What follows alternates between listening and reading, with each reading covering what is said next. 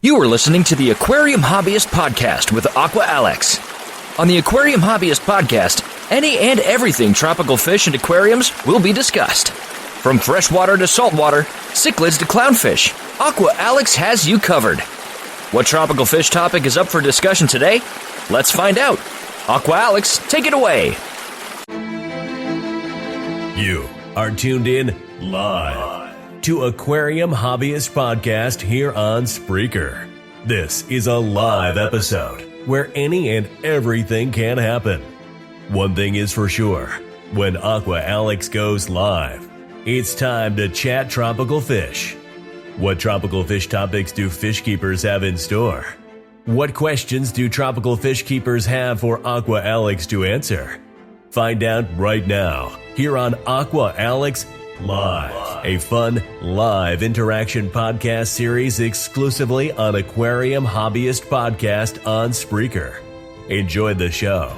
And now, please welcome to the show, Aqua Alex Cardinale. The show goes live in 5, 4, 3, 2, 1. Take it away, Aqua Alex.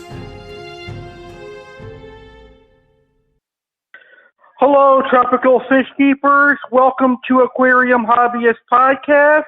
Welcome to a new series I'm introducing to Aquarium Hobbyist Podcast. This is Aqua Alex Live, where I'll be introducing some awesome fish keepers to my audience. I'll be interviewing a lot of great fish keepers. I'm your host, Aqua Alex Cardinale, and today I have a fantastic special guest joining the show. He is a recent listener, a new loyal listener to Aquarium Hobbyist Podcast, and he comes to us from Wisconsin. Our guest today is Mr. Eric Sherwood. Eric, how are you doing today, sir? I'm doing fantastic. Thanks, Alex, for having me on. It's a pleasure. It's always great meeting my listeners, and I was very happy to see you contacted me on our Facebook page, and I figured you'd be a great guest to have on my show today. Yeah, I really appreciate what you're doing, and it's a new venue for the fish hobbyist. It's a fun place for us to listen and learn without making all the mistakes we would have normally made. So thanks again for all you do, and I admire your passion and the effort you put into the program. So. Thank you very much. That means a lot. So when did you first start listening to my podcast? Well, I was a couple of weeks ago, I just happened to come across it, and I said, well, this was interesting, and I had gotten a betta recently, and because I had bought a smaller tank, and you had a betta show on there that I listened to, and it was so informative that I started listening to other shows that you had done, especially with the interviews that you had done with other fish keepers, and I found it very enlightening and informative. So I think it's a useful tool for anybody who appreciates and loves fish. That's awesome. So I'm glad you're a loyal listener, and I'm glad that we met. I'm glad we have a new wonderful audience member. So I know you've been keeping fish for a while. How'd you get into the aquarium hobby? Well, it all started, I don't want to bore you with the long version, so I'll give you the short version. When I was a kid, we had a cottage at the lake, and I saw the bluegills come up to the pier, and I was just fascinated about these creatures that lived underwater, and I thought that they were beautiful. A lot of people think that fish are, kind of slimy and yucky and stinky, but I, myself, and you, Aqua Alex, I'm sure, find fish to be incredibly beautiful creatures with personalities, and I treat them like I would treat my dog. I treat them with the most value that I would give to anything that I loved, and so I went on as a kid. I was catch things out of the creek, throw them in a little 5-gallon, keep them. I even had some fish I threw in a big puddle in my driveway when I was a kid, and they lived in there for a couple of weeks. So, yeah, and then when I became an adult, I just started moving up and got a 55 with a couple of Oscars, and I put a Jack Dempsey in there. I know that's a little bit crowded, so I moved up to 85. and I enjoyed that aquarium for many years. And then eventually I got too busy and went to college, and things just got too busy. So I sold the aquarium, and then I got a 2.6 gallon where the filter and everything is integrated into the tank. So it's a pretty smooth setup. And there's a lot of information that I have discovered about that particular setup that might be useful if anybody cares to. If anyone needs to know anything, they can ask me. Nice. So you love nano aquariums and smaller fish, right? Well, I'm starting to get into that now, and particularly the planted aquarium. That is it's a whole new realm because there's so much more to the water chemistry, and to try to get the plants to thrive and balance the little ecosystem.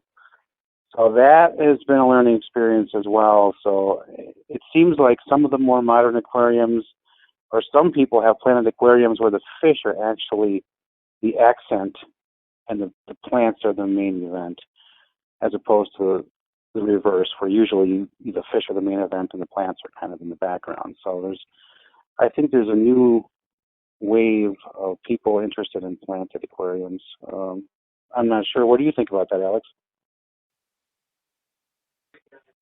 I think a lot of people are getting into planted aquariums. I know that planted aquariums are very beautiful and they take a lot of work, but they can be really show-stopping if you do the work and all the maintenance that goes with it. But I would love to have a planted aquarium in the future.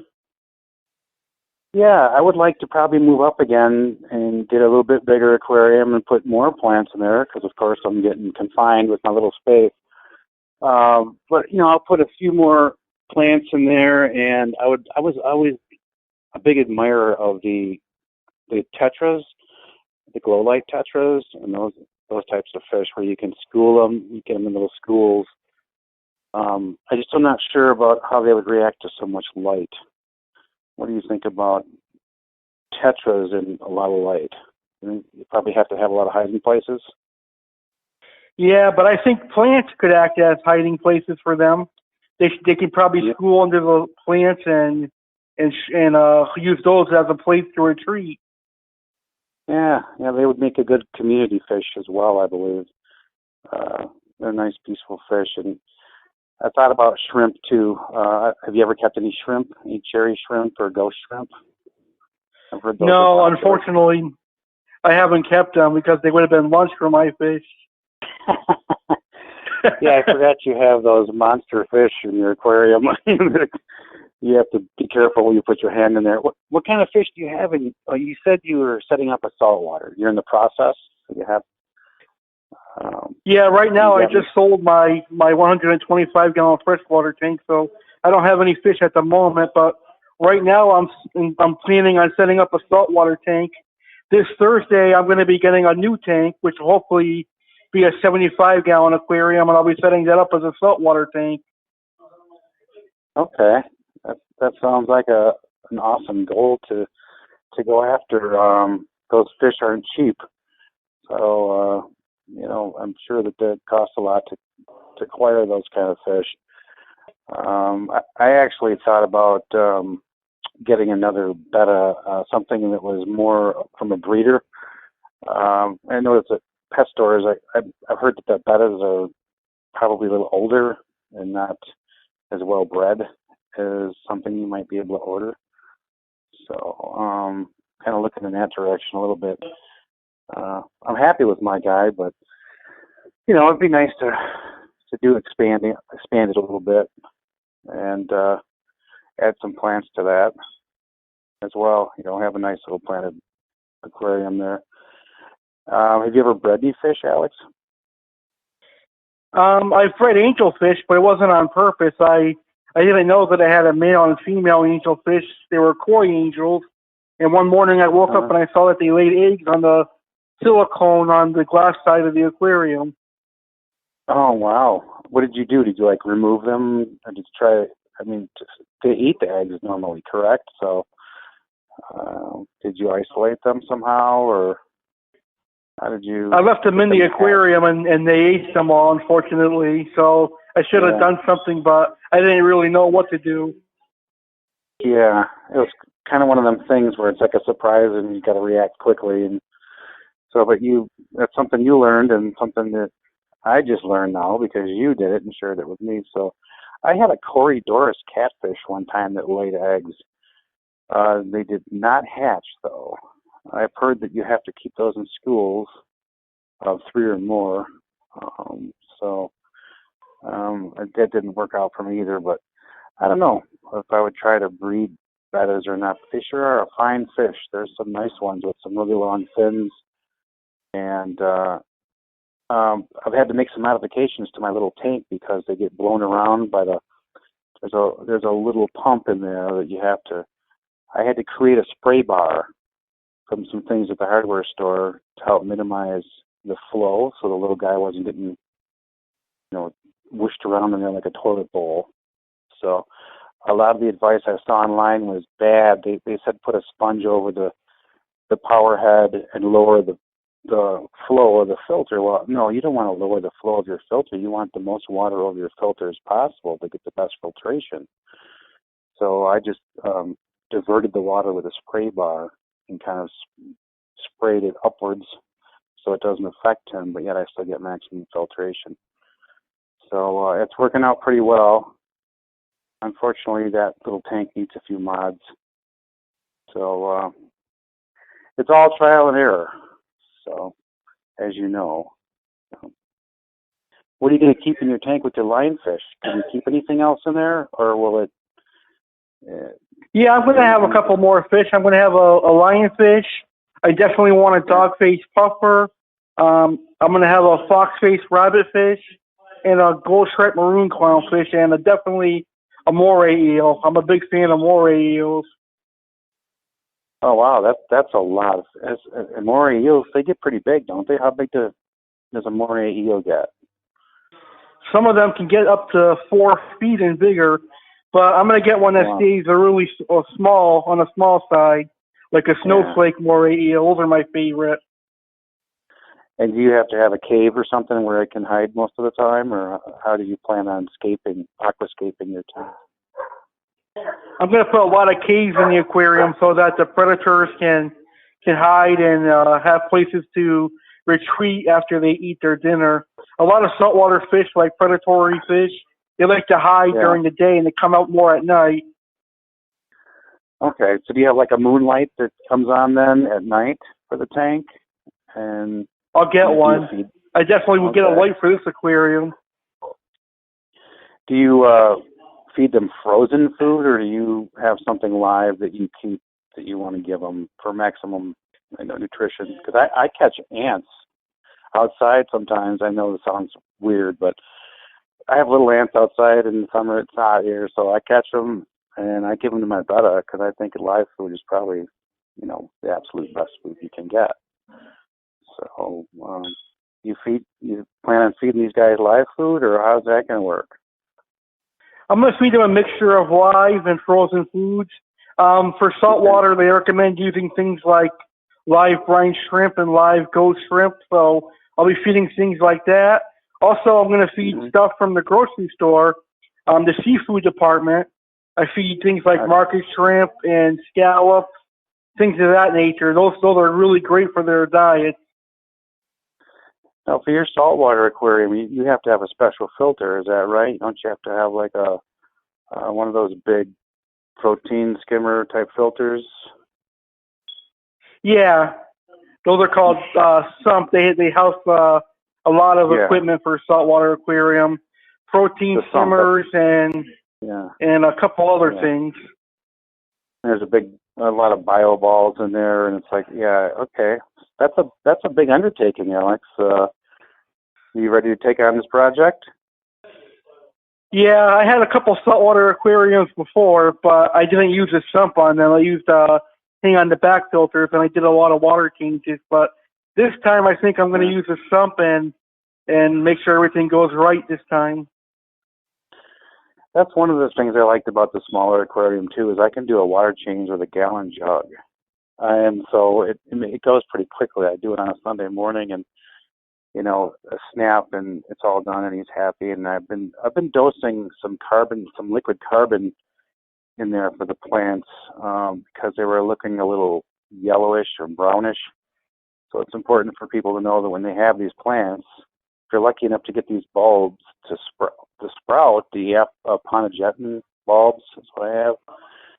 And you finally get them to sprout, and then they do great because they're fortified. But then you have to make sure that you fertilize them properly and make sure that you have a monitor. I have a carbon dioxide monitor that they put out, and I stick it to the side of the tank so I can make sure that there's enough carbon dioxide in there for the plants, because the betta doesn't provide enough carbon dioxide for the plants. So all these things you have to learn as you go on in the hobby, and that's what's great about the podcast is we can all share our knowledge, and then anyone can come in and listen. So I'm pretty happy about that. I've got a couple of friends of mine I'm thinking about turning on to the show as well, see if I can get them to listen. And I got a buddy of mine who does goldfish. He does a lot of goldfish, and he's good with those. I don't know why people just love the goldfish. I mean, everybody likes what they like. Now, you said you have a dog face. You're getting a dog face puffer. Is that the one with like the spikes where they blow up?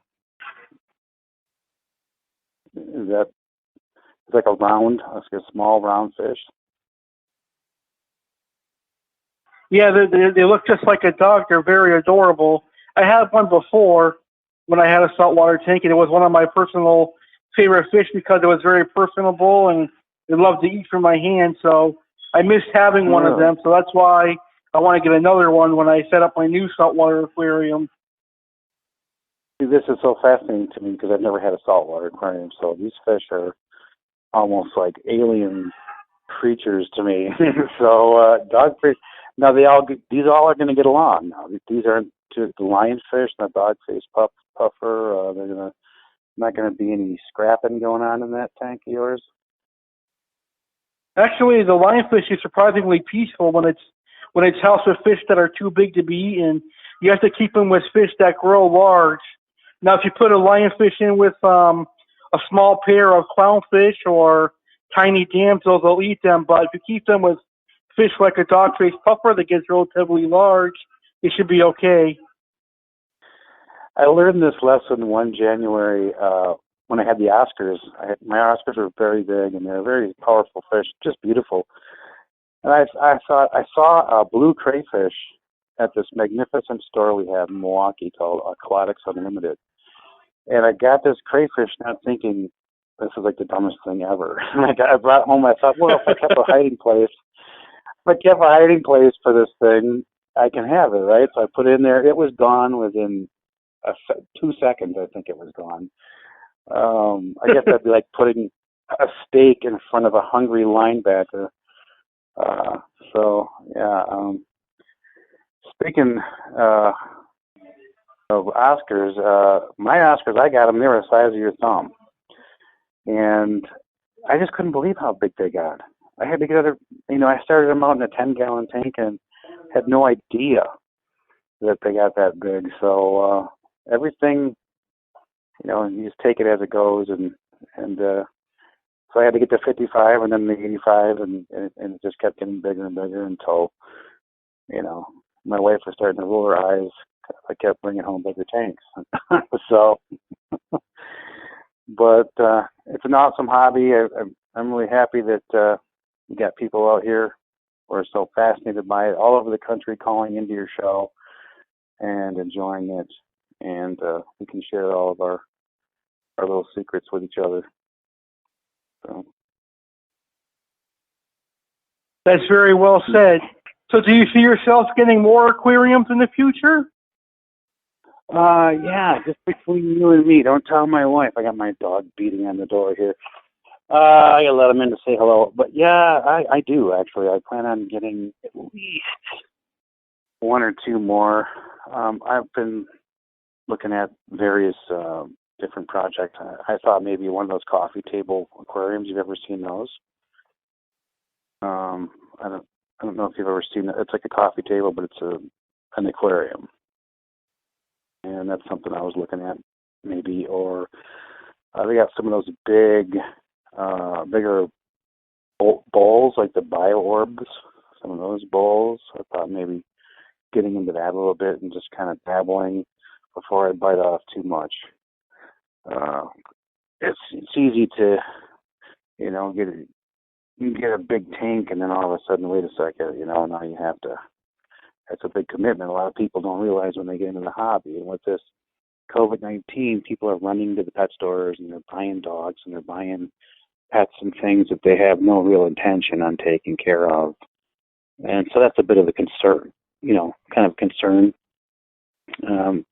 Have you seen that your pet stores down there are cleaned out of all their fish and supplies during the COVID-19 lockdown situation? Actually, my fish store is pretty well stocked during COVID. I know they do a lot of sanitation. They clean all their products and they clean all their aquariums. But they do sell a lot. They have been selling a lot of fish tanks and stuff during COVID. I think that's because a lot of people are staying inside now and they don't have much to do, so they're looking at aquariums and fish keeping as something to do in the aquarium hobby. Right. Some people have to realize that when you get into fish, you have to know you have to know about the nitrogen cycle and how you can only add so many fish so soon. And a lot of people they don't really study and research what they should be doing. And they lose a lot of fish that way. And it's a shame. You hate to see that happen. Very well said. I agree with you on that. Up here, I went to one of those national chain pet stores. For the last few months, I've been going in there, and they've had very few things on the shelves and very few fish. And I asked the people, I said, what is going on here? And they said that they were trying to keep traffic down because of COVID-19, so they weren't going to get any fish. Because I was like, where are the fish? What does that have to do with anything? So apparently they were trying to keep people out of the store, which is bizarre. So that's what they told me anyway. But yeah, we've got some pretty nice stores up here. You just have to travel a little bit, and you can pretty much get anything you need. You said you had an aquarium before, a saltwater aquarium. What size was that? I had a couple of them. I had one that was 120 gallons, and then I had a couple smaller ones from 20-gallon to 29-gallon saltwater aquariums. So you have a lot of saltwater experience then. I've never thought about trying. I wonder, what's the smallest saltwater aquarium you think would be successful?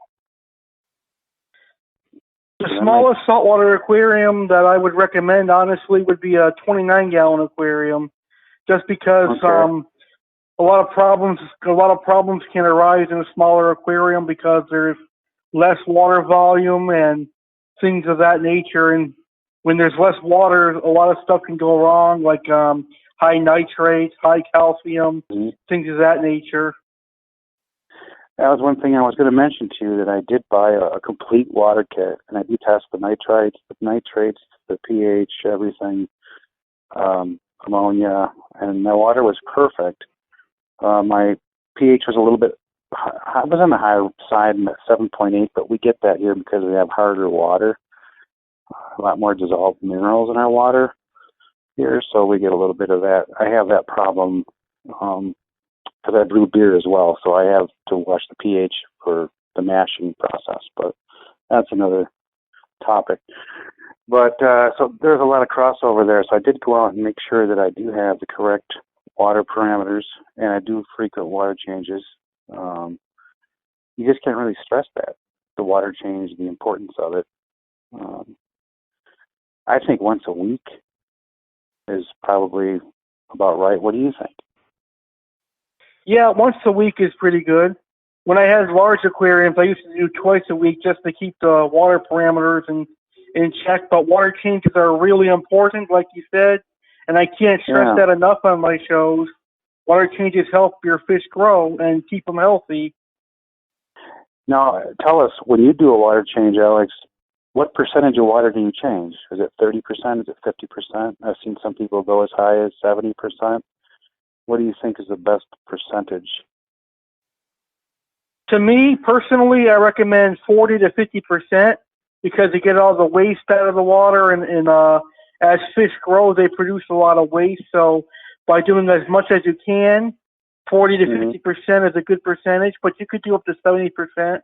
You want to get as much fresh water in there as you can because the cleaner the water, the happier the fish. And when you're doing water changes, you're removing nitrates and you're removing ammonia.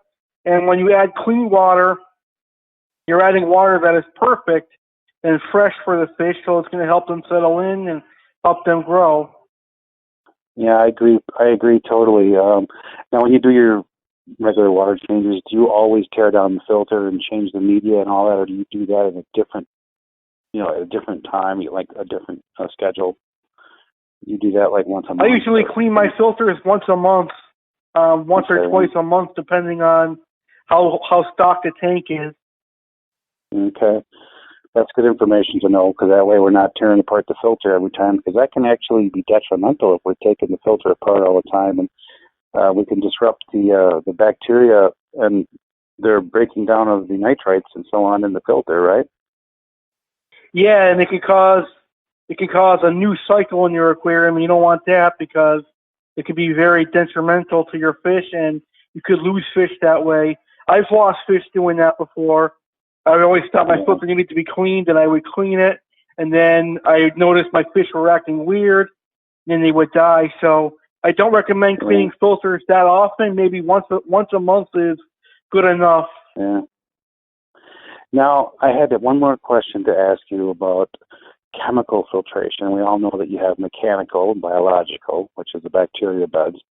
Then there's the chemical filtration. Some people put chemical filtration before the biological media. Some people put the chemical media at the last stage of the filtration. And that's something that came up that I was wondering about what you thought about that, as well as the argument of carbon versus purigen. What did you think about those two things? That's actually a great question. I like to recommend a product from C.Chem. I'm trying to think of it.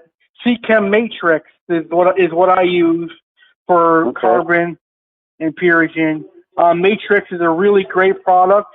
I used it on both saltwater and freshwater aquariums, and I find that it helps keep my water nice and crystal clear, and it helps keep my parameters in check. So definitely, I recommend C.Chem Matrix, and that's a great product out there that I recommend to all the fish keepers.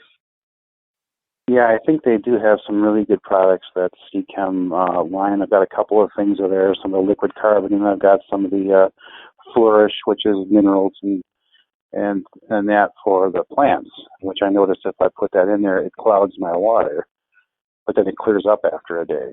So not to panic. If it clouds your water a little bit, it'll just settle out after about a day. It doesn't hurt the fish at all that I've noticed. So, but again, all these things we just discover as we go. There's limited information when you buy products and you buy filters and tanks. A lot of the manuals are not really that complete, so there's a lot of learning that we have to do. So, again, that's where the forum comes in, and we can discuss these things. I did have crayfish before, too, and that reminds me of your the Crayfish King that I was listening to on your program, about how he keeps and raises crayfish, and I used to really enjoy that as well. They're a great addition to the tank. It's something that can help you clean up a little bit on the bottom, and they're just fantastic to watch. So if you can have them with your fish, obviously you can't have them with predatory fish in the saltwater tank, but they're really fun, and they do sometimes reproduce. And I had one escape, and I couldn't find him for like a week, and I found him like in a closet somewhere after a week, and he was still alive. But wow. Unfortunately, he was brain damaged because I put him back in the tank and just kind of he kind of just ran around and he ended up, not making it. So, but they're fun. They're a lot of fun. You just have to watch their local regulations. Some laws in your states don't allow you to keep native aquatic life. So here in Wisconsin, we're not allowed to keep any native fish or anything like that. So it's always worthy to note these things, just in case. You never know. That's true. I've kept crayfish in the past. They're a very interesting creature. I definitely love crayfish, and maybe I'll set up a 10-gallon to have one. Yeah, they're really fun. And if they start breeding, heck, you might have some. I don't know if you could make food out of them for your saltwater fish or not, but it's a good idea. Yeah, I mean they do proliferate pretty well. So, but they're a lot of fun. I did have when I was in school, the science teacher had a big tank, and he had frogs and he had crayfish, and it was just very fascinating as a kid.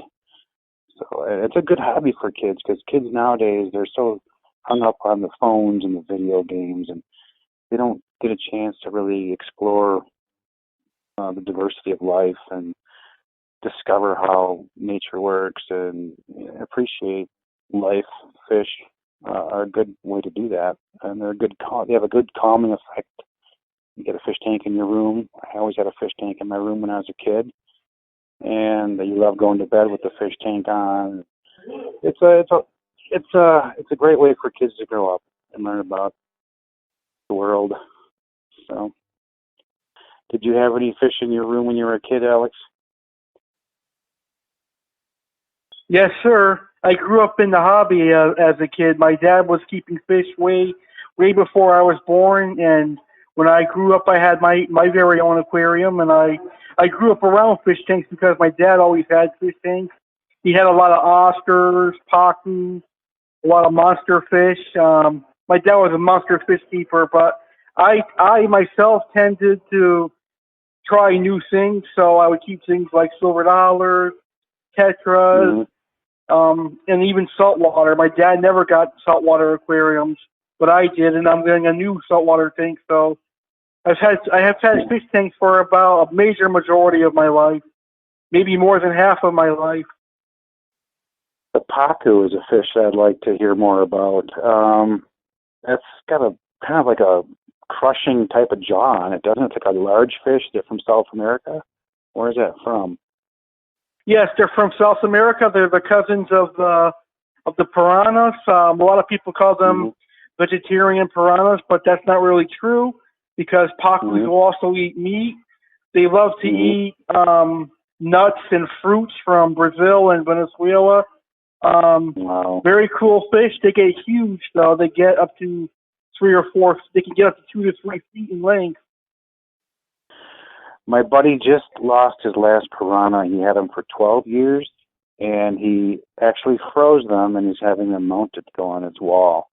That's how much he loved those fish. So, that's very cool. Yeah, he has a 100-gallon, and he's still keeping it open because he wants to get a peacock bass and put that in there. And I thought, well, that's ridiculous. Those things get so huge, but they're only going to get as big as the tank will. Their confines, right? Fish only grow to their tank size. Is that correct to a certain degree? To a certain degree. They'll continue growing, but they may become stunted, and stunted is not really good for fish because they'll have organ failures and they'll eventually die. But peacock bass are very slow growers, so I don't think he has much to worry about. Yeah, I've got a number of my friends are fish lovers, so I'm definitely going to share, the show with them and see if I can get them to tune in as well. So I appreciate that. Thank you so much. Oh yeah, no problem. We always love what we can learn on the show. That's what's great about the podcast, and you can just learn without making the mistakes yourself. And with me, I'm in the betta scene right now. I want to get some different colored bettas, and I know a lot of people think bettas are for novices, but I don't know. I think there's some really nice bettas out there that you can raise. It takes a little skill to do it, and I'm planning on doing that. And I'll share some pictures with you when I get some. Send them on your Facebook page. Yeah, bettas are pretty colorful. There's a lot of beautiful bettas out there. I actually have a friend who was on my show before that loves bettas. He has a whole room dedicated to bettas. Oh, really? That sounds pretty cool. Yeah, it's kind of sad that they keep them in those little bitty bowls at the store, so you almost feel like you're rescuing a betta when you get one, because you just have to make sure you don't put them in with fish that are going to nip on their fins, and put them in a tank that doesn't have a lot of current, and doesn't have a lot of water flow. But it's nice about bettas is they have that labyrinth organ, so they can breathe air. So if you have a planted aquarium, you don't have to worry as much about the CO2 levels getting too high and it's suffocating your fish, because bettas can actually breathe air. So that's one of the nice things about bettas. And they're very personable little fish. They come right up to you.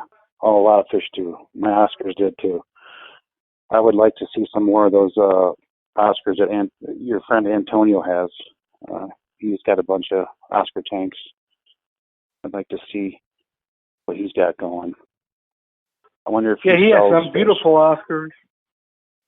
Does he sell any fish, or does he just keep them for himself for his own pleasure? I'm not sure. I think he does rehome some fish that they get too big. I'll have to ask him for you. Yeah, I really love the Oscars. They're awesome fish. Pacus I've never had one. You said you've had them and you enjoyed them. So, that's something down the road I might think about. But you said catfish too. Did you have a catfish or red tail? Yeah, I had many species of catfish. Catfish are one of my personal favorite freshwater fish. I had an African catfish now, and I can't remember the species. It was brown, and the barbels had like little tiny barbs on them, they were like little tree branches almost. And I forgot the name of that catfish. It sounds like a Synodontis. That's exactly what it is. Yep, that's the name. I had one of those. It was pretty large. I want to say 8 to 10 inches. It was pretty decent sized fish, but it was kind of skittish. It didn't like a lot of attention. It liked to hide, and at night it would come out, of course. That's the thing with catfish; they're more nocturnal. So, but yeah, that was a nice fish. I ended up selling my tank to some guy, and I put the fish in a cooler, and then he took the tank and put it in his car, and then he left. And I had to go to a real estate office to sign some documents, and I had this cooler of fish, and I didn't know what to do. And I took it to my real estate office with me because I had nothing else to do with it. And my realtor actually took the fish because she's an animal lover, and she took the fish and she bought a 100-gallon aquarium and kept the fish. So that was a pretty happy ending to that story, because the guy who bought the tank just took off and left me with a cooler of fish. So, that sucks. Well, I'm glad the fish went to a good home. Yeah, I got really lucky. And then we ended up buying the house. We ended up getting the house and everything, so it all turned out good in the end. So, but I was telling my wife, what am I going to do with these fish? One of them's an African fish. I can't do anything with that. The pet store is not going to take it. It's one of those situations in life where you get in and you're like, oh, okay, well, it turned out all right at the end, but stressful times. If we love fish, we don't want to see them die. So I went to a good home. I was pretty happy about that ending. So that's good. A lot of people get in that situation with larger fish like Oscars and Pacu. They get them as juveniles, but they don't realize how big they get. Then they get stuck with them, and then they can't find a place to to bring them once they outgrow their aquarium, and that's how they end up in Florida waterways and out in the wild, and they become invasive. Yeah, I was going to ask you about that. I've heard about a lot of invasive species down in Florida. My family lives in Florida, in Orlando, but I've heard that there's a lot of snakes. People are letting Oscars go, and do you think people are letting? Have you ever seen Oscars being released in your area or any of that? Or I can't imagine they would live long. They actually thrive down here in South Florida. It's nice year-round down here, so they thrive. I've seen pictures of people catching Oscars, clown knights, snakeheads, and all sorts of exotic tropical fish down here. On their hook and line? Okay. Well, I can't imagine that Oscar would be a bad thing. It must be somehow, but because it pushes out the bass and the other natural species that are in the waterways down there. The alligators probably like to eat them down there. Yeah, the alligators eat them. That's one thing about Florida. It's hard to go swimming down there because there's everything bites and stings, and there's snakes and amoebas and all kinds of things that can get to you down there. So I was listening to your 500 episode yesterday. I know it was a little late, but it was a long one. So yeah, it was pretty long. It took me a while. There's a lot of good interviews, though. I was listening to a lot of those. The one guy had the hermit crabs. And, that's an interesting topic because I haven't had it. I haven't had those things since I was a kid, and I had no idea they took so much care. No wonder mine died. So, but you never had hermit crabs, did you? Nope, no hermit crabs? No, I've never had hermit crabs before. No, it's kind of a niche marketplace, I would say. But I'm sure they're enjoyable. I'm sure they're very enjoyable. So, well, I got my buddy, my brother-in-law lives in Orlando, and he likes fish. So I'm gonna send a link to this podcast to him, and so he can enjoy it as well. So. Awesome. Yeah, I'm not too far from Orlando. I'm over here in West Palm Beach, Florida. Is that somewhere near Clearwater? Where is that near? It's like 2 hours, two or 3 hours away from Clearwater. I'm more near Miami. Oh, you're south. Okay, you're down farther. Okay. Yeah, I've been everywhere in Florida, Daytona, all over the Keys. Yeah, Florida's a fun state. Yeah, it's a very huge state. Yeah, a lot to do, but it's really hot.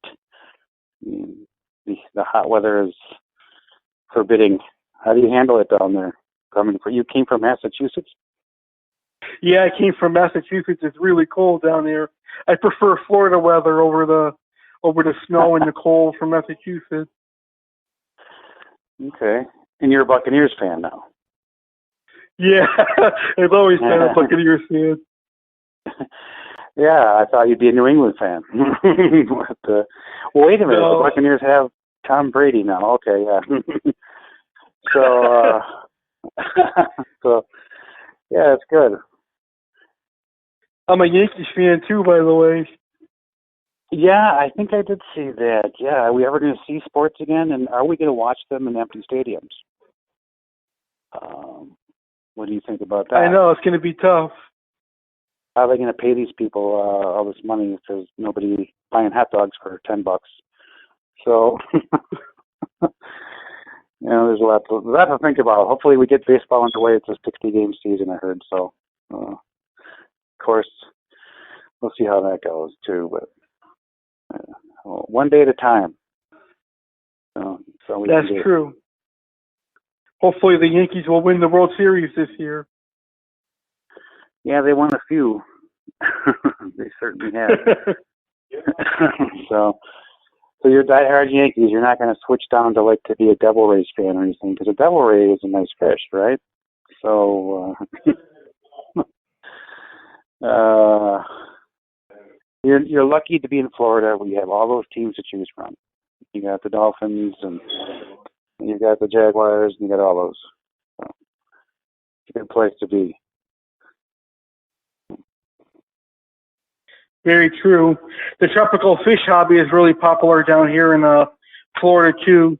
There's a lot of fish wholesalers and a lot of fish stores in the area.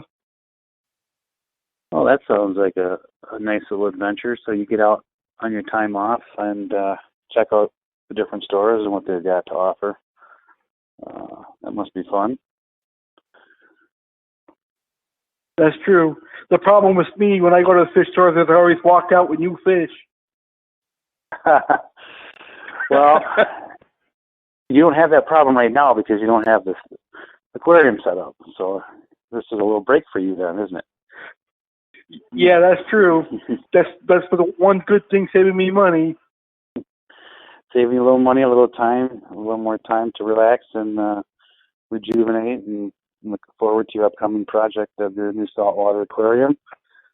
And you've already, you know where you can get these. You've got all the fish that you want, but you can just go out and buy them. They're that available. Lionfish, dogfish, puffers. The supply is adequate, I guess is what I'm asking. Yeah, they're all at my local fish store. I was there a couple of weeks ago, and I saw every fish that I wanted, and the ones that they don't have, they can special order for me. Oh, okay.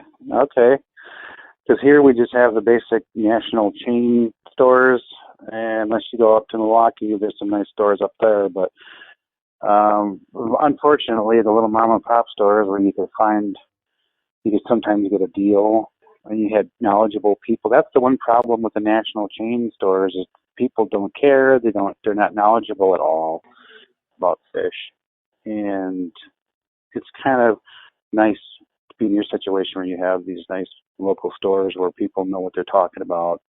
They can get you quality fish, so your experience will be positive and successful in most cases. So that's a big plus for you.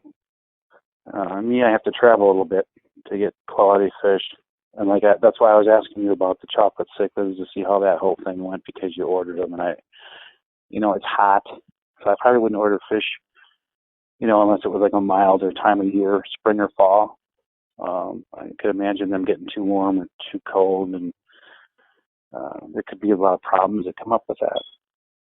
But they're guaranteed. You said you could get another fish if it dies. So that's one positive thing. Yeah, that's true. I'll try that.